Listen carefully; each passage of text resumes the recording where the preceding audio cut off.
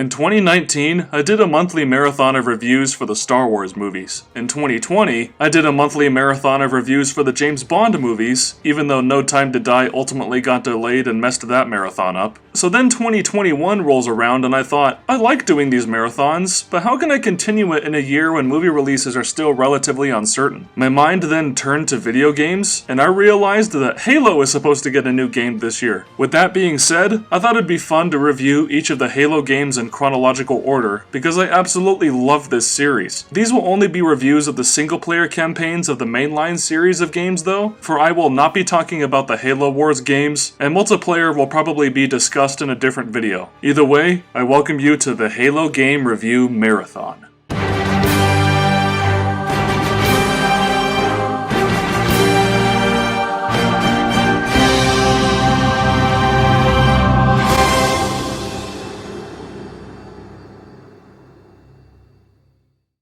The Human Covenant War may not have started at Reach, but it sure as heck reached a turning point there. And here is where I begin my series on these games, because even though this was far from the first Halo game I had ever played, Reach holds a special place in my nostalgic gamer heart nonetheless. When I was growing up, we had an original Xbox, but it was primarily my older brother's system. On top of that, I wasn't allowed to play M-rated games as a kid, so Halo was definitely not appreciated in my house, nor was my mom ever pleased when she found me playing it downstairs in my grandparents' basement whenever we went over there. Therefore, even though I'd played a good amount of Halo single-player and multiplayer when I could, and I'll touch on that when I talk about the original game next month, I had never played through a Halo single-player campaign in its entirety. That all changed when Reach came along in 2010. For one thing, this was when I finally bought an Xbox 360, in which I obtained a used one from a friend. My buddy Justin and I would swap it every other week until we eventually both owned our own consoles, and Reach was the first game that either of us owned for the system. But regardless of that, now that I pretty much had such a console of my own, and my parents were a little more lenient on the kinds of games I could actually play, the stars aligned perfectly for me to finally play a Halo game without having to bend the rules, so to speak. And with that, Reach was ultimately special for me not just as the first game I became fully invested in playing on Xbox Live, but also because of how it ties together things from previous Halo games into an emotionally resonant sci-fi story that remains exciting throughout the majority of its campaign. Now, going into this game for the first time, I knew full well that Master Chief would eventually destroy Installation 4 and help lead humanity to victory. The thing that is always so inherently unfortunate about prequels is knowing the outcome from the beginning, which can rob a story of its tension and even reason to exist. Halo Reach then had to find a different way to avoid this problem and tell a compelling story despite the issue of much of its player base knowing what would ultimately happen. Thankfully, Bungie did find a way, and their solution was straightforward but effective, revealing your character's ultimate fate right from the very opening scene. Rather than circumnavigating through a bunch of filler and cheap fan service that acts as the connective tissue between stories, Reach cuts right to the chase and lets you know what it's all about. Bungie's focus was clearly to put you right in the action and not waste your time on stuff that doesn't matter. And what better way to do this than by letting you play as a hero without a specific name other than the callsign Noble 6, in addition to a customizable set of armor and the choice between being a male or female Spartan. Halo Reach's campaign is bolstered by the fact that it enables its player to assume whatever sort of identity they want as they engage in the conflict, despite the bare minimum background information given on Noble 6 that at least lends a sense of legitimacy to your character's capabilities.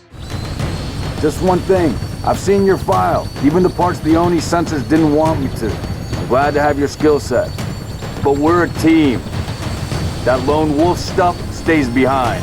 Clear? Got it, sir.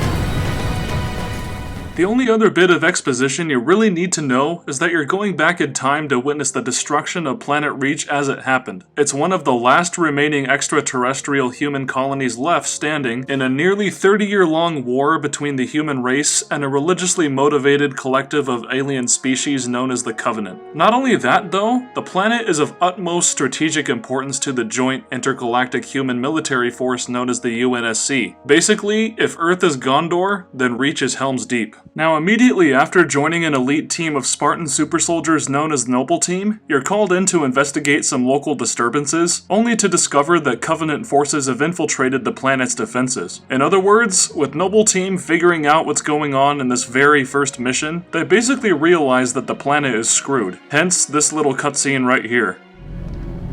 There barely getting you. What's your situation? Over? Colonel, this is Noble One. There are no rebels. The Covenant are on Reach. Acknowledge? Come again, Noble One? Did you say Covenant?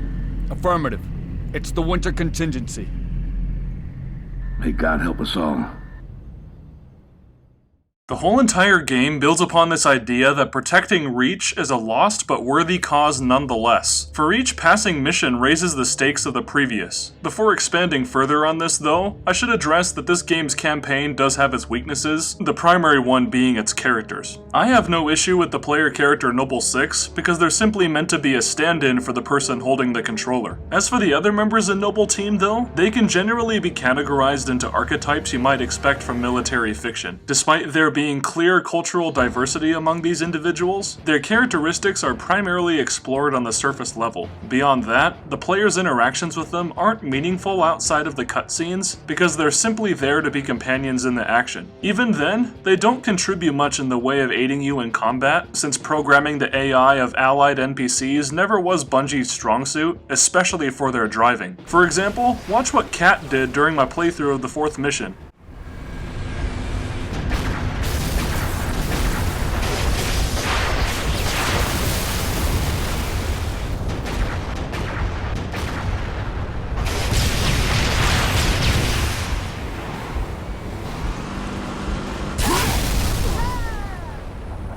In fact, she actually did it again later. Look at this.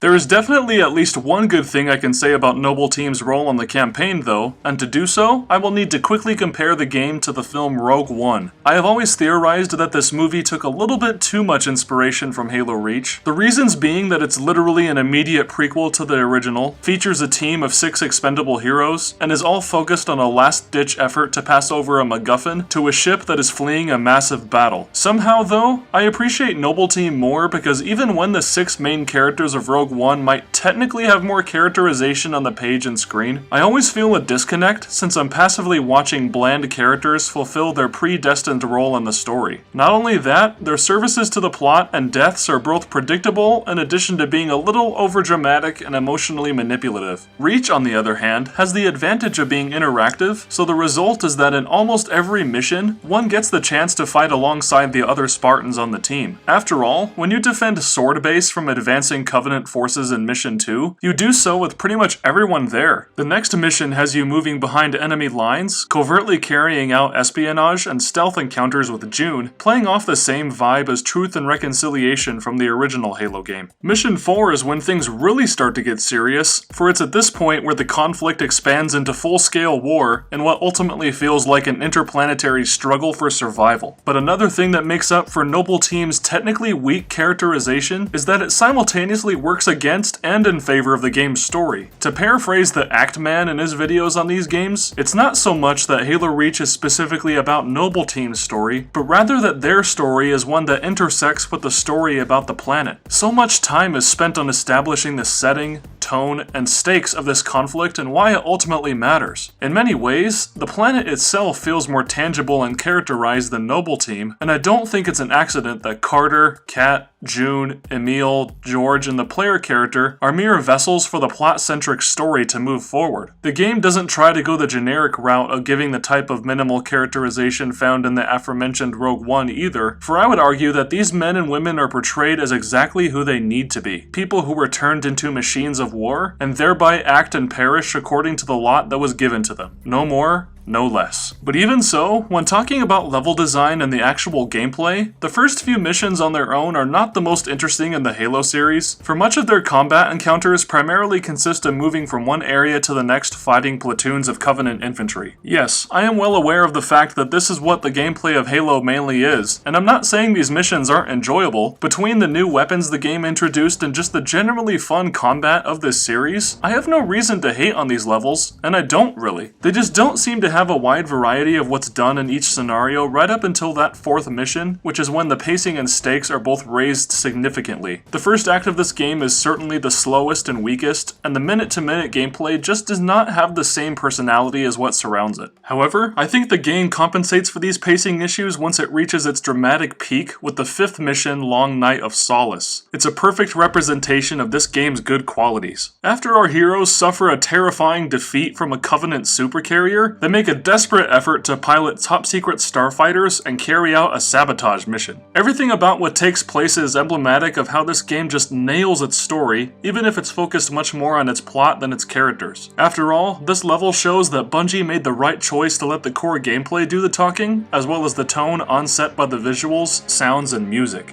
It starts off giving you this feeling of excitement and energy, with you advancing towards the launch station while blasting through platoons of Covenant forces. You then finally launch the Saber Fighter, with quiet, haunting music accompanying your venture into space, lending a sense of uncertainty and loneliness to the proceedings, which is certainly a jarring, solemn shift from what you had just experienced. It mostly stays this way throughout the rest of the level, for as combat is engaged between human and alien ships, in what I would argue was one of the coolest space combat segments I've played through in a video game, there's not much music at all, just the muffled tones of explosions and ammunition being blasted, with the occasional radio chatter in between. Even when you ultimately board the Covenant Corvette, the mood doesn't exactly break from the tone previously established, since it's all building towards this tragic moment where George makes the choice to stay behind and manually engage their makeshift bomb, effectively sacrificing himself in order to complete the mission. It's already sad to see this clearly compassionate soldier give his life for the planet he loves, but it's made all the more impactful by how everything comes together in the moment it actually happens. Let's observe very briefly, and think about how this scene makes you feel.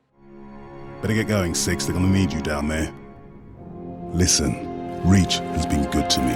Time has come to return the favor. Don't deny me this.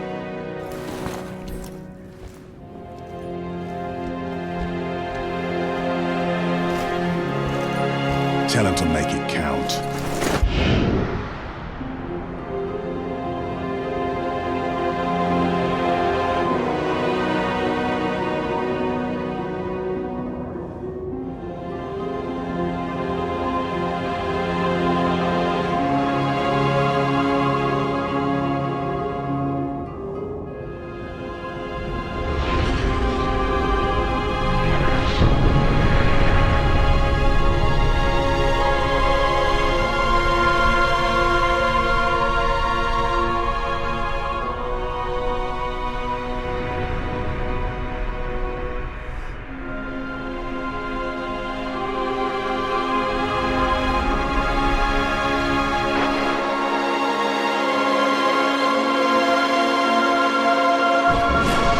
Slip space rupture detected. Gamma station control, reading multiple pings below the orbital defense Slip grid. space rupture detected. Yeah, we're picking up anomalies too. Are you reading Slip it? space rupture detected. Multiple Covenant signatures. Slip space Anyone rupture who's detected. they're everywhere. Slip space Yeah, rupture what? detected. The whole damn Covenant Slip fleet. space rupture detected.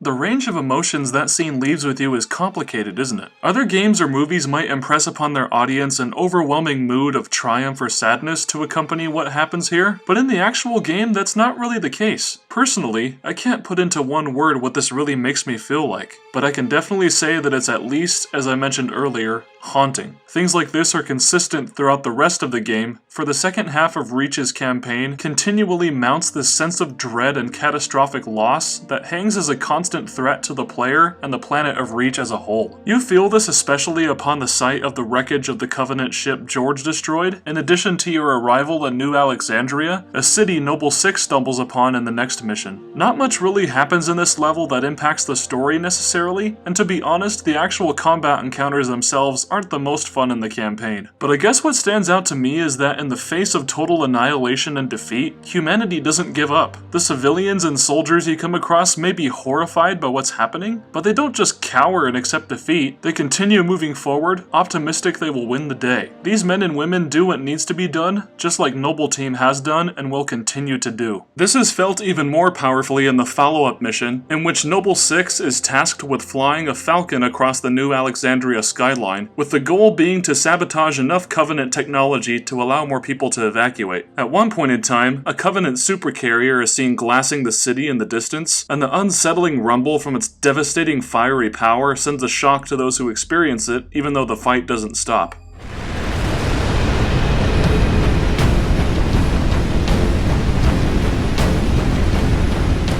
The members of Noble Team exchange words that express doubt over their odds in winning the day, but even so, they keep on going, because that's all they can do. And even after Kat is suddenly killed by a jackal sniper, that's the mood that comes across from the music. Marty O'Donnell, the genius that he is, didn't go for some melodramatic, sappy tone to overwhelm the player with sadness. The combination of tones comes across as a mix of solemn dread as well as hope. I mean, just listen to this sample of the score as they await evac.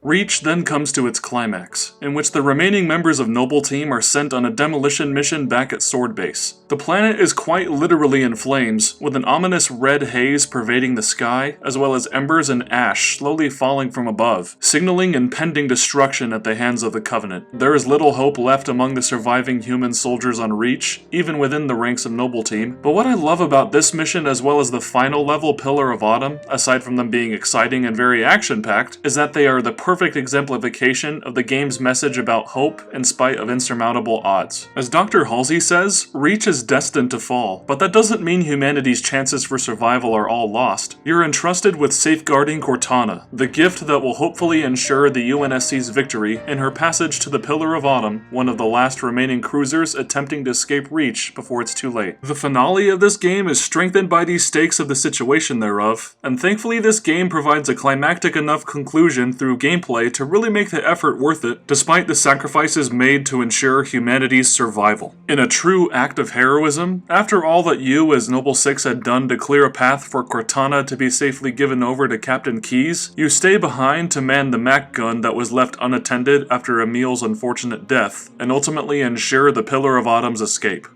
Lieutenant, get aboard! We gotta get the hell out of here! Negative. I have the gun. Good luck, sir.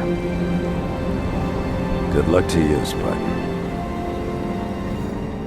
It's an epic conclusion to say the least, with the triumphant music blaring as you destroy one Covenant ship after another, allowing the cruiser to flee into orbit. And then, you stay behind, fighting for as long as you can until the Covenant overpowers you amidst your final stand. And at the end of all this, the thing I can say about Halo Reach is that it's a triumph much more because of how you experience the story versus the actual story itself. On paper, the battle for Planet Reach is not the most emotionally charged story in the series. Much of the minutiae of the game's campaign boils down to fulfilling objectives, eliminating groups of Covenant soldiers, and going from point A to point B. As mentioned earlier, this is consistent with other Halo games, but the proceedings are not quite as compelling to me since the characters aren't operating under the same degree of personality as those in the original trilogy, nor does every mission feel as cohesive or consistently enjoyable. But what the campaign ultimately does have, though, is a strong, confident tone. For one thing, single-player Halo has always been successful because of how much it fulfills a power fantasy for the person playing the campaign. Through absolutely superb controls and a wide array of weapons that actually serve a purpose, Halo Reach is very fun to play for the most part. From the perspective of just fighting hordes of enemies, this game does its job since the mechanics are extremely solid and the level design is mostly suitable. Moreover, Reach compensates for its hollow plot by allowing its mise-en-scène to provide the emotional weight it needed. Even if the characters and story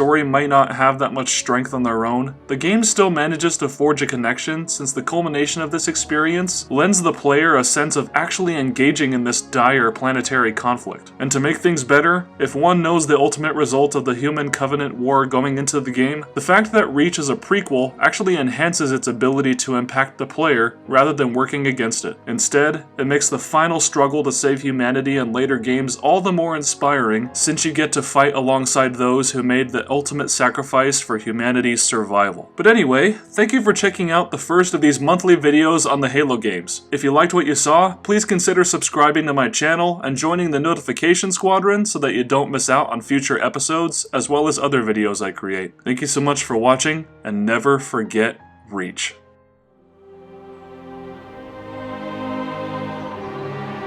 It didn't take long for Reach to fall. Our enemy was ruthless, efficient, but they weren't nearly fast enough. For you had already passed the torch, and because of you, we found Halo, unlocked its secrets, shattered our enemy's resolve. Our victory, your victory, was so close. I wish you could have lived to see it. But you belong to Reach. Your body, your armor, all burned and turned to glass. Everything. Except your courage. That you gave to us. And with it, we can rebuild.